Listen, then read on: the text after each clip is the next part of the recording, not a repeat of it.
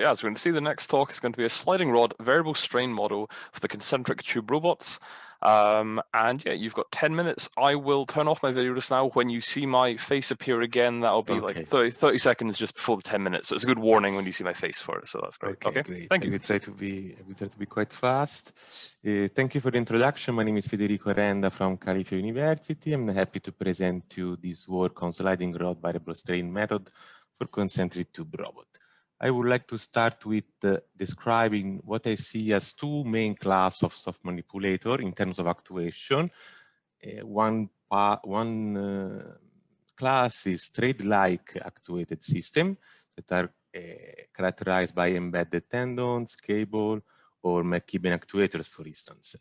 In this case, I think the mechanical properties of the actuation medium can be mostly ignored, and maybe we can use constraint or other kind of geometric way to model the actuator. While for nested rod actuation, such as multi-backbone manipulator, embedded SMA, or concentric tube robot, I think that both geometric and mechanical properties are required to properly model the actuation medium itself. While for this reason, the recent advance in modeling and control of soft robot, I think, do not directly extend to this class of robot. What we are doing here is try to extend the geometric variable strain approach to this class of actuators, starting with the concentric tube robot. I will continue with describing the geometric variable strain approach in the general dynamic setting for thread-like actuation. I will be quite try to be fast, and if you are interested in more information, you can check the paper below.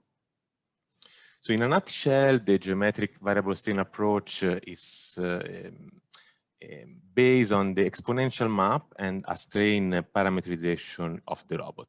We are all very much familiar with the modeling of rigid robots, which is we use a joint coordinate parameterization that produce a minimal set of ordinary differential equation in the Lagrange matrix form.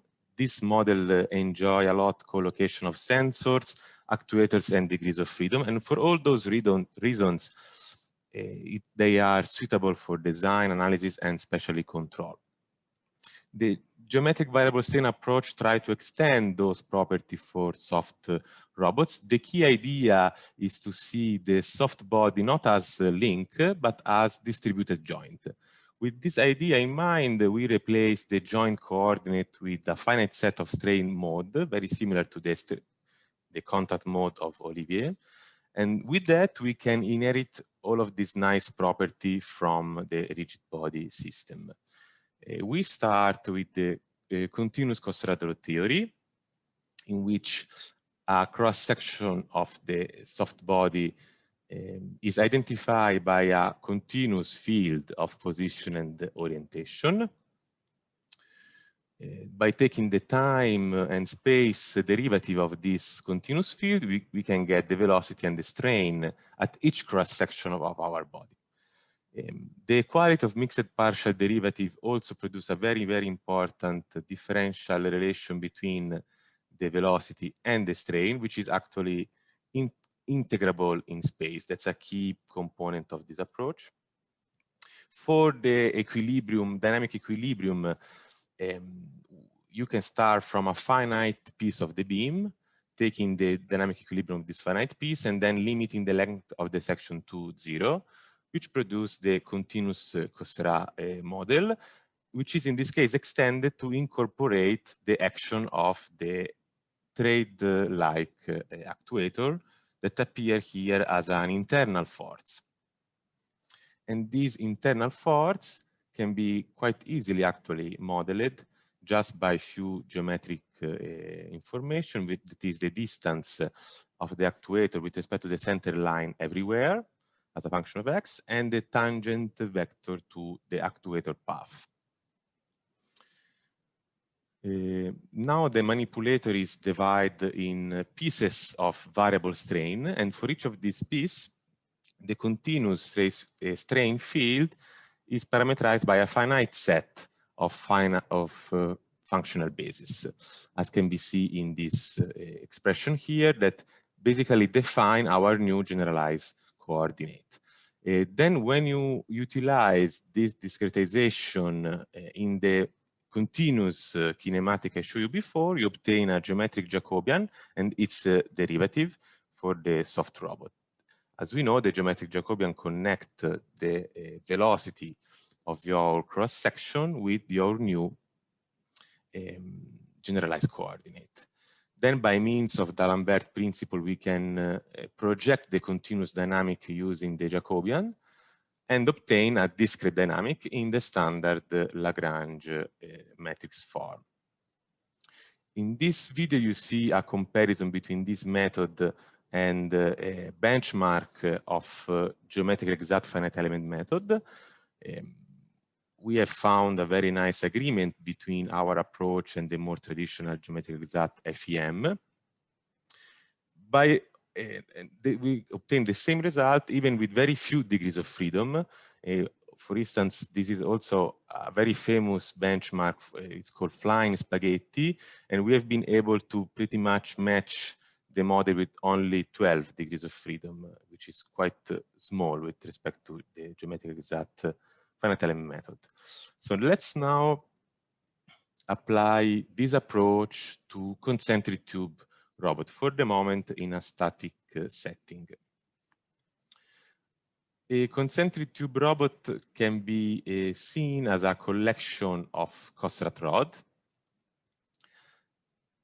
Yes, sorry, I have some problem here. Okay, such that an inner tube configuration differs from its outer tube pair only by a rotation theta around the tangent vector to the center line. So thus, to construct the CTR kinematic, we need to add to the kinematic of the Kossrat rod, the one that I showed you before, an additional component that takes care of this additional rotation of the inner tubes. Thus, by accounting for these two terms, the velocity of a cross-section of a general internal tube is composed by two terms, the normal Kossrat rod velocity plus this additional rotational velocity. Again, we can take the same approach as before. We equate the partial derivative, mixed partial derivative of the configuration for both motion, rotation for both of the motion, and we obtain again a differential relation between the velocity and the strain that are again integrable in space.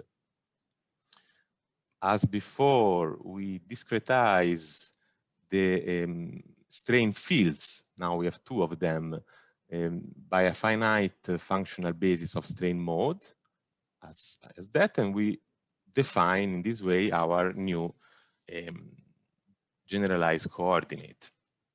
As before, we introduce this discretization in the continuous model, and we found, in addition to the previous Jacobian, a new Jacobian for the additional degrees of freedom of the internal rods.